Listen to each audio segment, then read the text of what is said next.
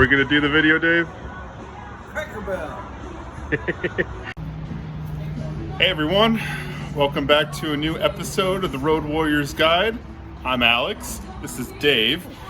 We're a channel about sales, manufacturing, and travel, so if you like those topics, you're in the right place. Of course, like and subscribe, and share content with anyone you know.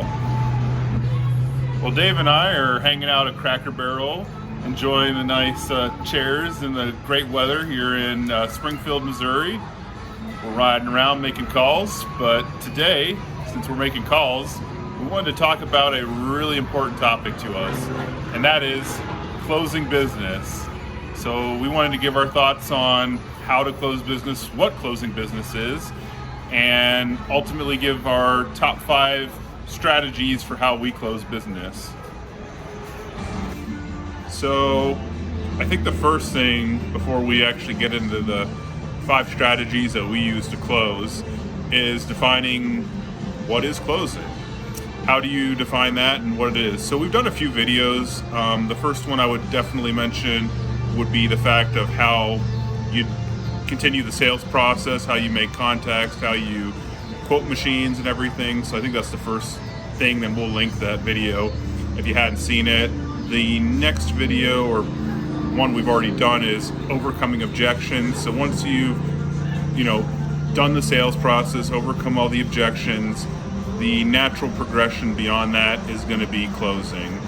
So to me, closing is really just a natural act of asking for the order, coming up with a way to really get the customer to sign on the dotted line and give you a PO. I mean, Dave, is there anything beyond that you would mention? Yeah, closing is selling. I mean, you are closing the minute you shake hands and meet someone. All the way, the whole idea is to, have the transaction happen. Find the right solution, starting with the premise that there is a need. They've got a need, and you've got solutions. You're pre-closing, you're closing all through the sales process to the very end where, that's where the rubber hits the road, where you're going to get the order, or you're getting the order. With that in mind, you have the vision from the beginning to close. In other words, selling is closing. Right. So going off to our 5 strategies that we use to close, I think the first one, and really the natural one that makes the most sense to begin with, is going to be elimination. So when I say elimination, what I mean is being able to overcome objections. We did a video on overcoming objections, but mainly figuring out the reasons why the customer wouldn't buy, probing, asking questions, figuring out what the customer values, eliminating their concerns, and getting to a point where really they don't have any other concerns and they're ready to cut you a purchase order because you've addressed all of their issues, all of their concerns, and they're in a position where they feel comfortable with moving forward and purchasing your product. So to me, elimination is really the first strategy I use. It's really critical to get the right information, figure out what the customer values, because that way you can figure out what their concerns are. So through the process of elimination, the process of determining what they care about, what they don't care about, what are their objections, how do I overcome it, and getting to that natural point, naturally the whole process is going to end ultimately with you getting a PO and ultimately winning the order. I know Dave uses this tactic a lot. Dave, I mean, what do you think when it comes to elimination? How do you strategize and help your customers when you're trying to close and eliminate objections or whatever? Right, so we touched on the fact that selling is closing, closing is selling. So as you're meeting the customer, you've determined they have a need, you've got solutions. So all through the process, I'm probing them with questions that, and then listening to their answers. And every time I do that, I'm getting a bit better and better feeling and picture of what's in this guy's mind or gal's mind and what they want, what they're really saying and what their needs are, and trying to match up my solutions with and what I've got in stock with what they need. and as I go through this process, I'm actually eliminating objections that maybe that will never come up because I've already covered them. So when you get down, you have a kind of a macro and a micro view of this. So you have the big view of the whole sales process, and then you're probing the whole time with questions and eliminating, taking away objections without them even realizing it, because you're selling properly, you're closing properly all the way through. And so when you get closer to the end, it's more natural. You have less things. You've weeded the garden. You've eliminated the weeds. You can call it whatever you want, but it's the whole process that you're going through, probing questions. It's normal. It's natural. They're comfortable. They feel like more like buying than they're being sold something. The pressure is the right way, and the tone, everything is just going along smooth, humming right along. So when you get down to the very end, that's why we brought this up first. Elimination, as Alex called it, or weeding the garden, prepping for what you want. A successful sale. The customer wants to buy from you. They trust you. Whole thing goes together. So what I normally do when I get down to the very end of the sales process, and I feel like I've earned the right to ask for that order, because I have. I've gone through from the very beginning. I'm closing and working with them, solving their need with my solutions. So basically I want to make sure, so I ask them for the order. And then sometimes they'll come up with an objection, let's say like price, or maybe, well, I need to think about it, or whatever. So whatever they're going to say. So you just repeat that back to them. Oh, okay, so if I understand you right, Mr. Prospect, price is the issue. You mentioned before your budget is X, and we have Y, and so I just want to make sure you're saying that X is it. So then I want to eliminate. I want to make sure, tie it down. So what I say is, at this close, we're getting close. So besides price, Mr. Prospect, is there anything else that would hold you back from us moving forward today? Right. And they'll say one of two things. No, it's price, Dave, it's price. Or they'll say, well, now that you mentioned it, I really would feel more comfortable with 2-year warranty, and I really do need that bigger tooling package, we talked about, or whatever they're going to say. So Right. then you just say, thank them for sharing that with you. Right. And you go back and say, okay, so it's not really price, it's the bigger warranty and the bigger tooling package. Is that right, Mr. Prospect? And then you shut up and you let them answer, and you say, well, honestly, that's it.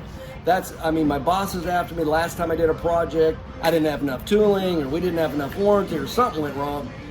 And I really want to make sure I get it right this time. So price is important, but what's even more important to me is this tooling package or this warranty, whatever it is. So once you find the true objection, now you can start closing. And here's a little secret I learned a long time ago. I didn't believe it at first, but the guy that taught me is that you don't have to answer every single objection. So just forget about that. You just have to answer enough to get them to say, I'm going to move forward with you and trust you. Right. So just keep that in mind, young guys out there, gals. You don't have to answer every objection to get the order. They're important. You don't treat them like they're not important, but just focus on the ones that really matter. And that's what we're doing here. And that's why we're talking about elimination first, is because you're trying to eliminate the big objections. You're trying to eliminate the reasons they wouldn't cut you a PO, and come to a conclusion with them mutually that you've eliminated all their concerns, all their issues, and you're ready to move forward with an order. Sometimes that's enough. Other times it's not, and that's why we're going to go through the other options that we use in those situations when it's not, to move the sales process forward and ultimately get that PO and close business. Yeah, one other thing before we cut to the next one. If you've gotten to this part of the sales process and you've spent time with them and you've done it right, you've got a connection with them.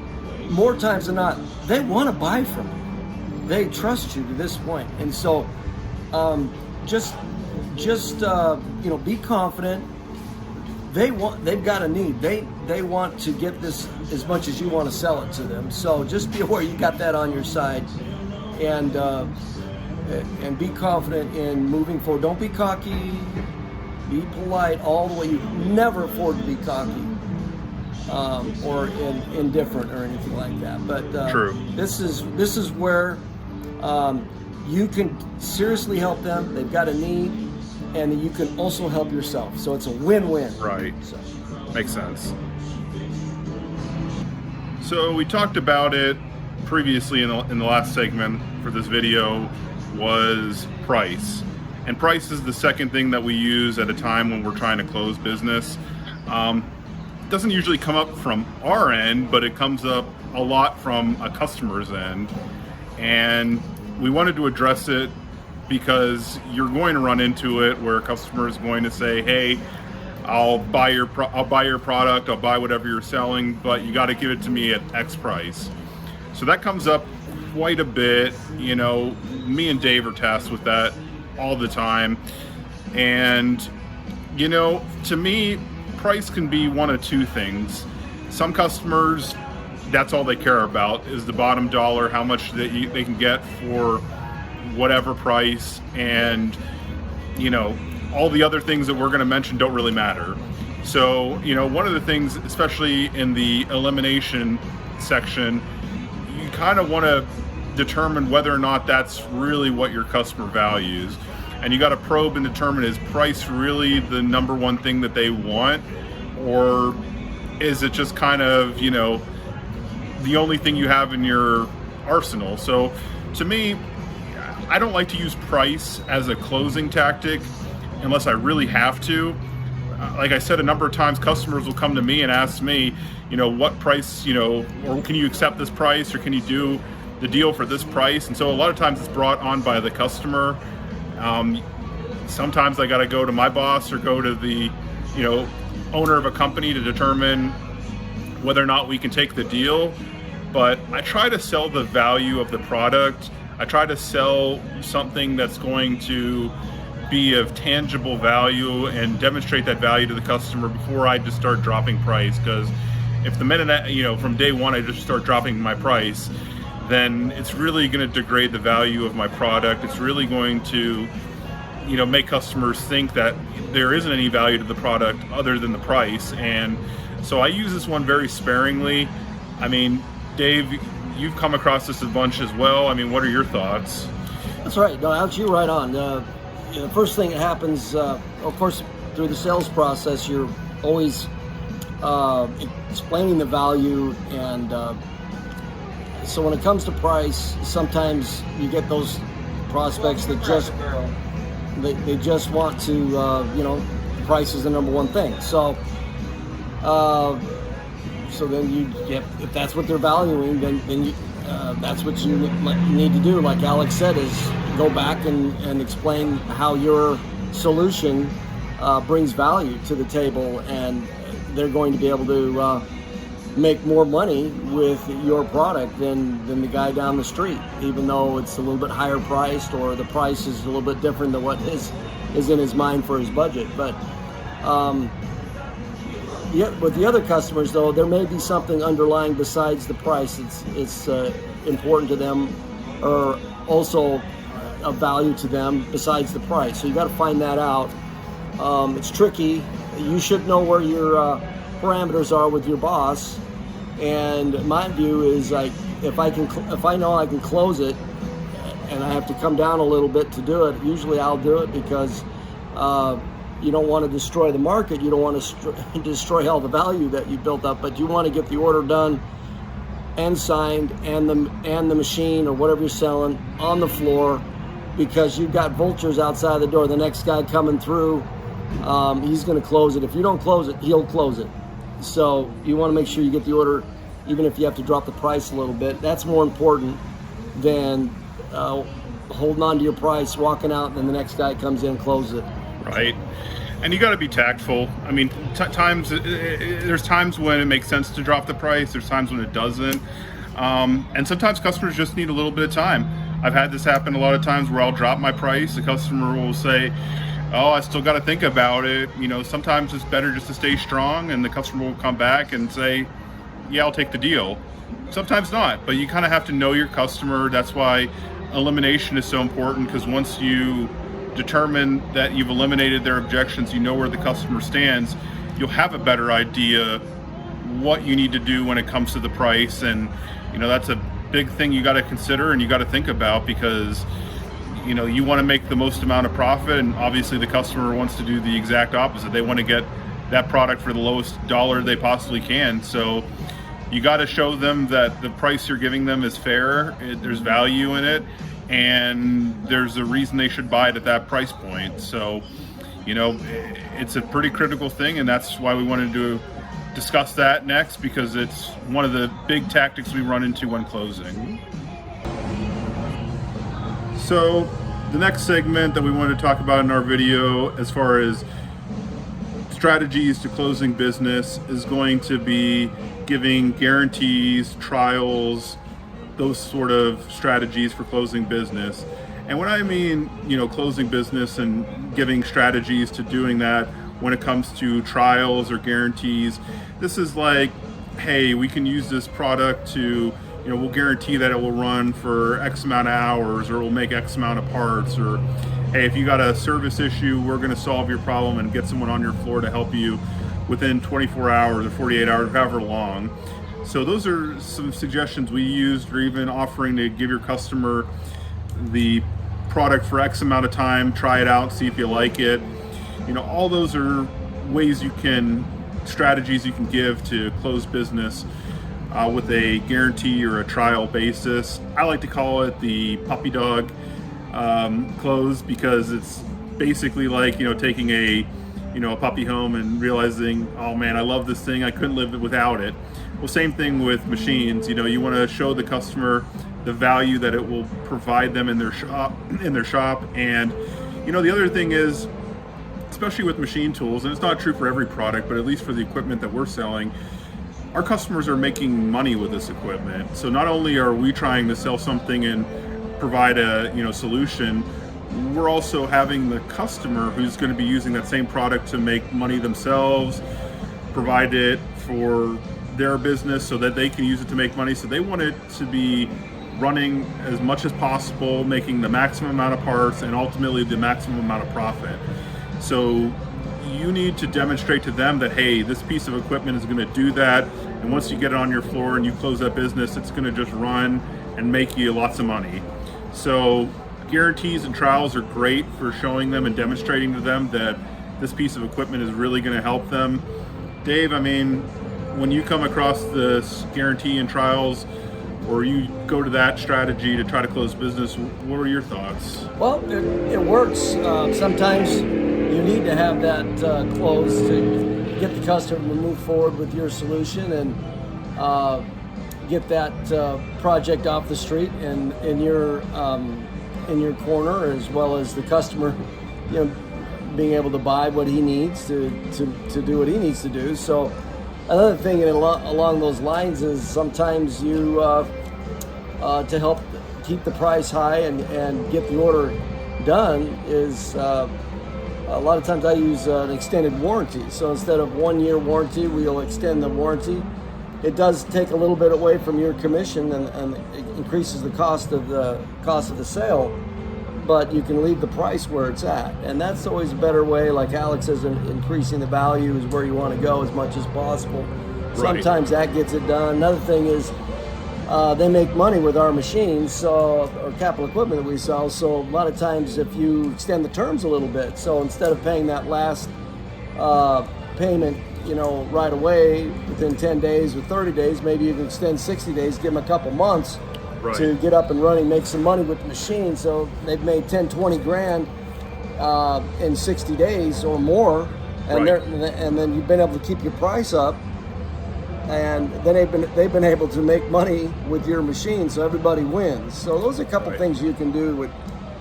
There's lots of things you can do, but just remember to be careful and don't go overboard with it. But that may get that sale done and off the street, so you can move on to the next one, and the customer can move on with his life with a great product making money. Right, and you got to be careful as well, like Dave said, because you could get yourself into a situation where you overpromise and you can't deliver, and ultimately that may result in the customer returning that equipment, returning that product. So you really want to be careful that you don't overpromise and that you can reasonably achieve whatever guarantee or trial that you're offering them. So, those are our tips, and I would say that would be the best way to handle coming up with trials and guarantees to try to close business. So Dave and I were just laughing that we probably should be paying money or charging everyone for these tips, because they're really good and they're going to help you if you actually take the time and listen to some of the advice we're giving. But that's why we're here, and that's why we're doing this, is because we want to help you guys, and that's the whole point of this channel, is education and giving you guys a better idea how to be more successful in your own lives and selling. But the next one is a personal trick of mine. I use it all the time, and once you've kind of overcome the elimination process, you've eliminated all your objections, you've determined a price that they're comfortable with and they're happy with, you've maybe offered a trial or a guarantee or something to kind of give them confidence that the product's going to work for their outfit and their machine shop. Beyond that, especially if the machine's not in stock, so if you don't have it and you don't have delivery on a piece of equipment, or maybe they got to work out something external like financing, or they got to talk to their board, or they got to figure out something on their end that you personally can't control, what I offer is what I call a PO hold. Now, a PO hold, what that means is, and again, you got to check and see if there's something that your company is willing to do, and you got to figure out how long they're willing to do this for. But in general terms, what I'll tell customers is, hey, we got this piece of equipment in stock, or hey, this piece of equipment's on order, or there's going to be, a short lead time involved. Put a PO down, give me a purchase order, and I'll hold that piece of equipment for 30 days for you. You don't got to put any money down, you don't got to sign any contracts, just give me the order, let's hold that piece of equipment for you, figure out whatever you need to do on your end, and at the end of those 30 days, if you want to buy it, great.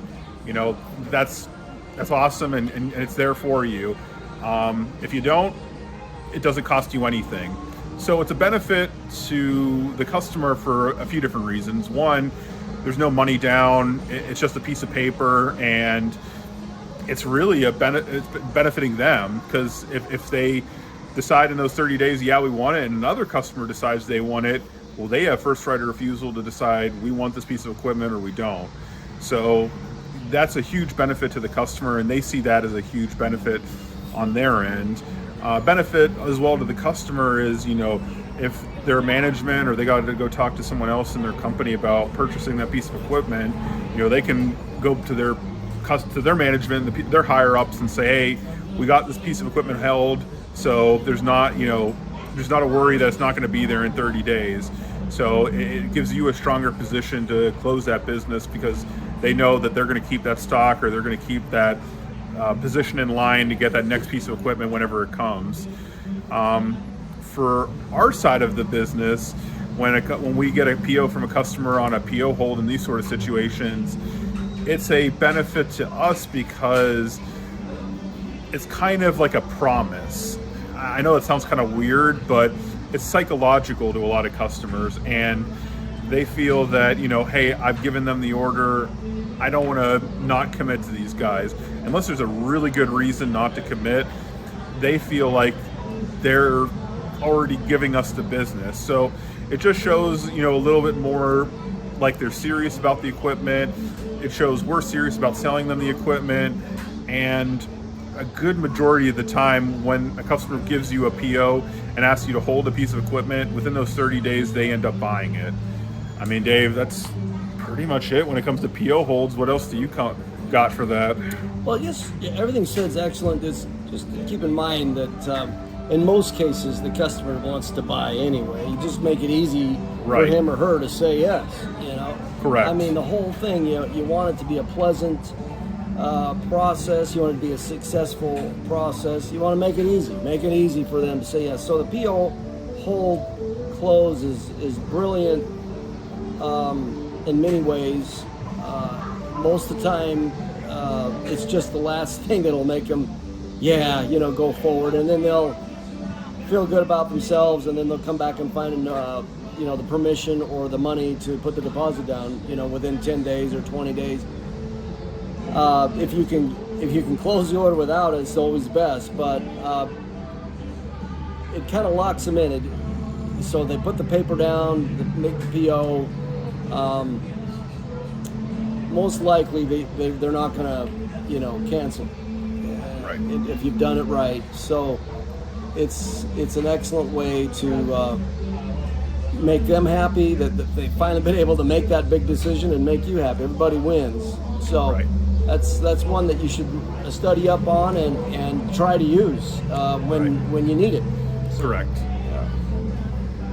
So the final segment, or the final strategy that we'll suggest for strategies to close business when you're out selling and you're trying to make sales, we've talked about elimination, we talked about trials, and we've talked about price, we've talked about PO holds. If none of those work and the customer's still on the fence, still thinking about what they want to do, whether to buy your product or another competitor's product, what you can offer in those sort of situations, you got to be careful, but you can offer a time-sensitive sale. And what I mean by that is, if you buy an X amount of time, we'll give you something off, or we'll do something that we wouldn't normally do, but it's time sensitive, it's time related. So, maybe it's a week, maybe it's the end of the month, whatever the time sensitive strategy that you use. That's something that we've done.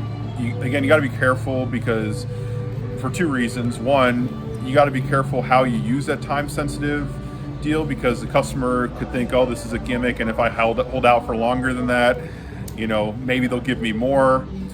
The other concern is when you give these time sensitive deal is you got to be careful that it's not going to hurt you in the sales process as well, where the customer uses your deal against you to go to a competitor or whatever. So that's, to me, you got to be careful when you do time sensitive deals.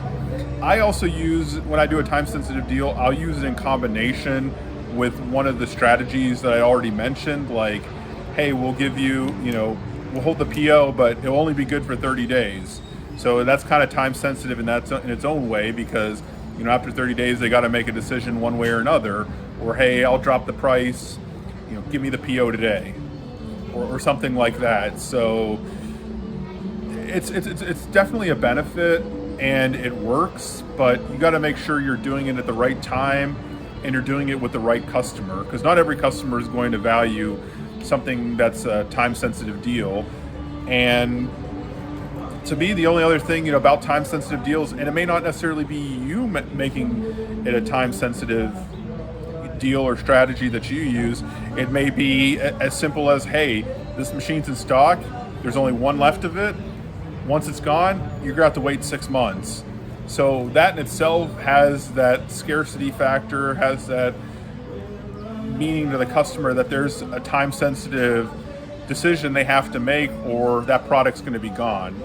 So, that's another thing you could use. Sometimes you can use that more in the beginning of the sales process when you're trying to close them versus at the very end. It just really depends on the customer and how they're thinking and what they value. Dave, when you come across time sensitive deals or strategies to close business with a time sensitive deal, what do you find? Well, when you get to this point, if they haven't moved forward,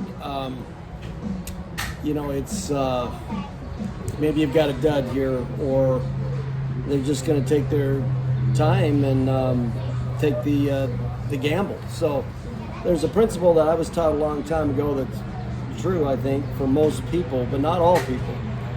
Most people, the fear of loss they're feeling, the fear of loss is greater than the desire for gain or to get something. So when you use a time-sensitive deal, or I've got one left in stock, or this is good up into this point, I mean, it can work for some people or most people, but it isn't going to work for everybody. So if you've gotten to this point in the sale and I guess they're not serious, you have to make that judgment for yourself. But we wanted to add the time-sensitive portion in there because sometimes it will work, sometimes people will move forward, and you know, they do need to know that this is the last machine in stock, and I'm out. I've got, you know, 100 other people that are quoting the same machine at any given time in the United States. So that machine may be gone before, you know, we come back to visit it again, very, right. you know, very credibly. So,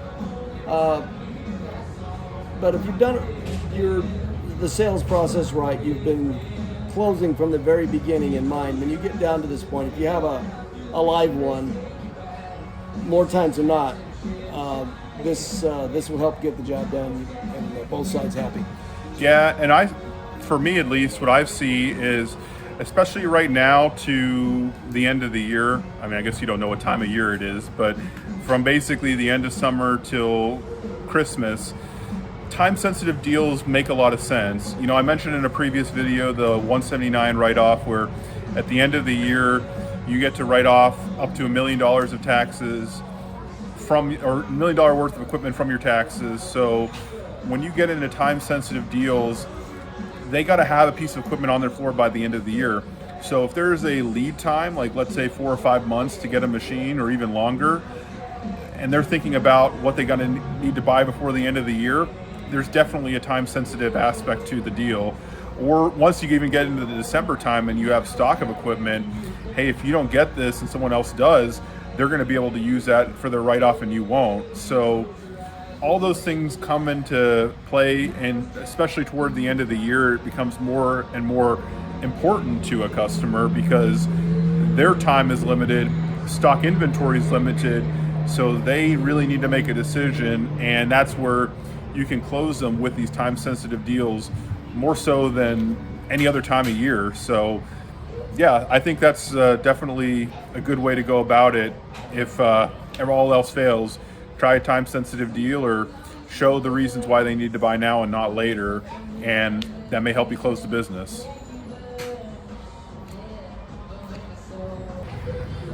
Well, that's it. Those were our top 5 strategies for how to close business and how to handle closing. You know, hopefully the background noise wasn't too terrible, but I think all we can do is do our best, and we hope that this video helps you. Of course, like and subscribe, share our content.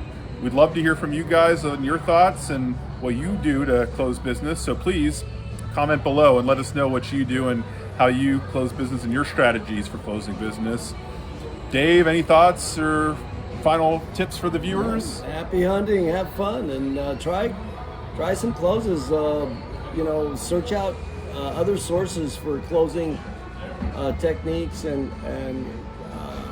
closing strategies. You will it will be time well spent. You'll be able to provide more funds for the family, and it's a lot funner to close than not to close. So go out and have some fun. Agreed. Well, appreciate your time, and we appreciate you. That's it. Road Warriors out. See you guys.